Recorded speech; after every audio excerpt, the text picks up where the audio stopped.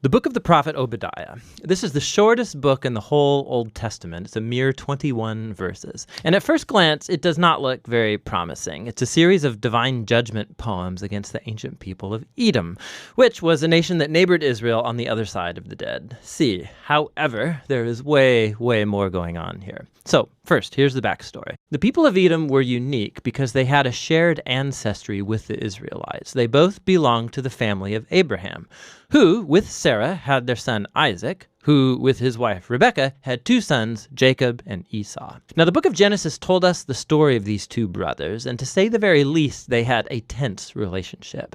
They each later received the names Israel and Edom, which eventually became the name of the families that descended from them. And these families replayed the same difficult relationship of their ancestors. Israel and Edom had enormous tensions throughout the centuries, but they still shared that family bond. And it's that bond that was betrayed and shattered in the tragic events of Jerusalem's fall to Babylon. So when Israel was invaded and conquered by Babylon, the people of Edom took advantage by plundering other Israelite cities and then capturing and even killing Israelite refugees. Now, in other prophetic books, God held Israel's neighbors accountable for this kind of violence. And so here, Obadiah does the same for Edom. The short book has two halves. The first part is a series of accusations against the leaders of Edom, specifically for their pride and self-exaltation.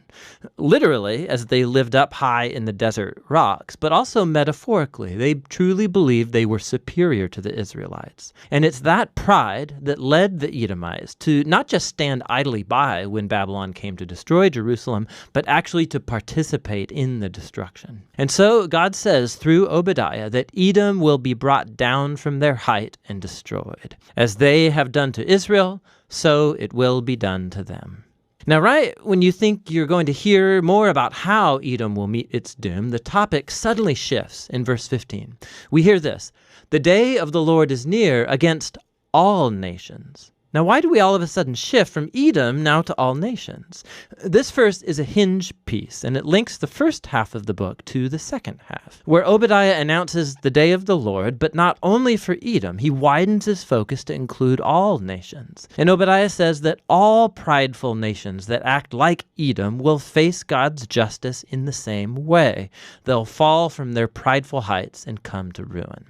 Now, the combination of these two sections, one about Edom, the other about all nations, shows us why Obadiah was so interested in this tiny southern neighbor of Israel. Obadiah sees Edom's pride and fall as an example, an image of how God will one day confront the pride of all nations and bring about their fall too. It's hardly coincidental that in Hebrew, the word Edom, or Edom, is spelled with the exact same letters as the word humanity, or in Hebrew, Adam. In Obadiah, Edom's rise and fall is a parable of how God's justice will one day oppose pride and violence among all nations in the day of the Lord. But as in all the prophets, God's judgment is never his final word.